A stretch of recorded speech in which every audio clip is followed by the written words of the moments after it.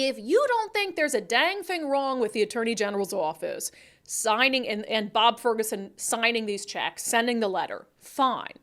But hopefully you do find it problematic that a lot of these checks, I mean, we've been sent dozens of examples, that a lot of these checks are going to people who are deceased, who did not qualify or meet the low-income threshold, who don't have the financial need, addressed to people with names that don't even exist, sent to addresses that they haven't lived in 25 years. I just want to go through a couple. Because Nicole, we put out the all call, and you just picked a couple that we're going to read here.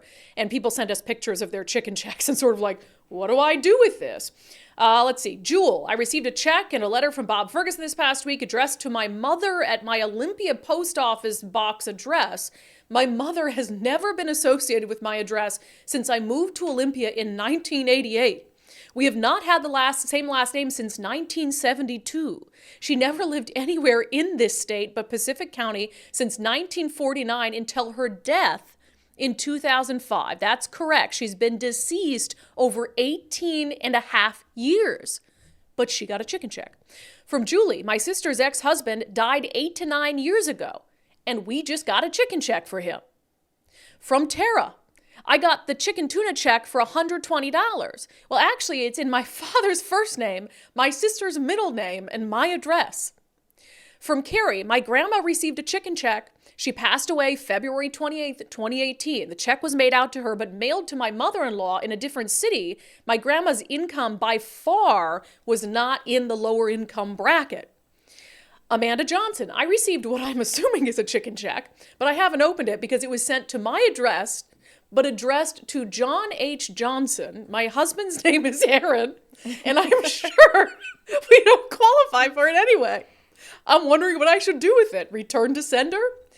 And then Jim Walsh, who's the chair of the Washington State Republican Party, he had also posted on social media asking people to send him examples of checks that they received. This one was by far one of the worst examples I saw.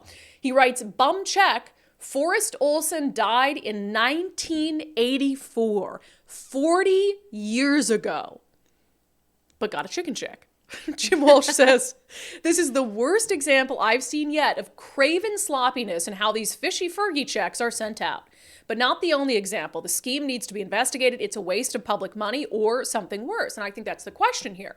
At the very least, it's government incompetence. At the very least. And government incompetence is so rampant these days, it wouldn't surprise me at all. I mean, look at just the debacle in trying to handle money and unemployment benefits that went out during the pandemic. So at the very, very least, the Attorney General's office and their efforts to get this $40-odd million back to low-income Washingtonians was completely mishandled. Because you've got people who have been dead for 40 years getting these checks. What in the world kind of database are you using to send these things out? How do people wind up with checks that has their first name, someone else's middle name, and someone else's last name?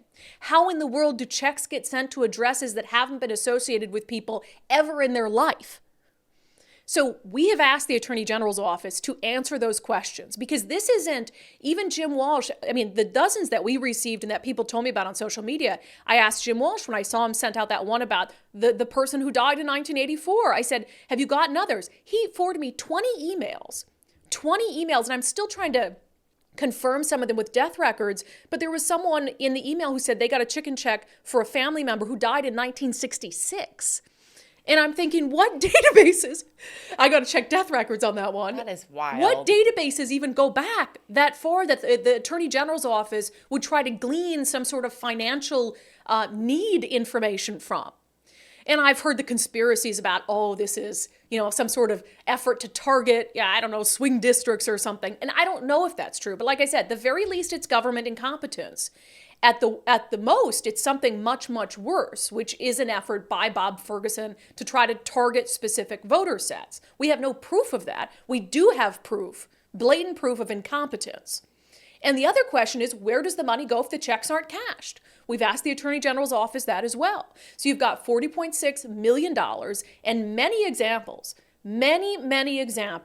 of people who we heard from a teacher who says my income isn't even close to being 175% of the federal poverty line.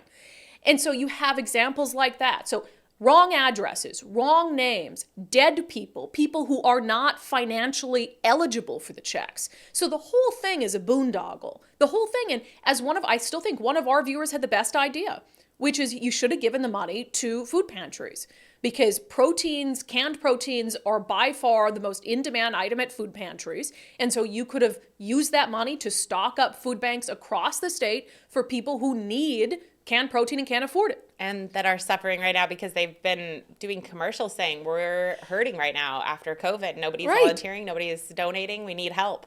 It would have been the best idea. So, and there's just issues with this refund altogether. So you could be on any side of this. You could be a big, big fan of Bob Ferguson. You still can't defend how this has been rolled out. You still cannot defend someone who's been dead for 40 years getting a check.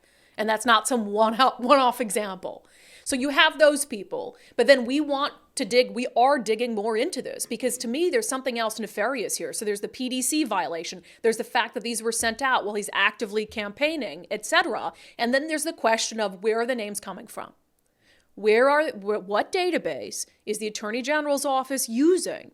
And is it a legitimate database for this purpose? So we pledge to try our best to get to the bottom of the chicken tuna check debacle, but keep sending in these examples. If you've gotten a chicken check and it's addressed to the wrong person, it's a deceased person, whatever it is, there's a problem with it, let us know.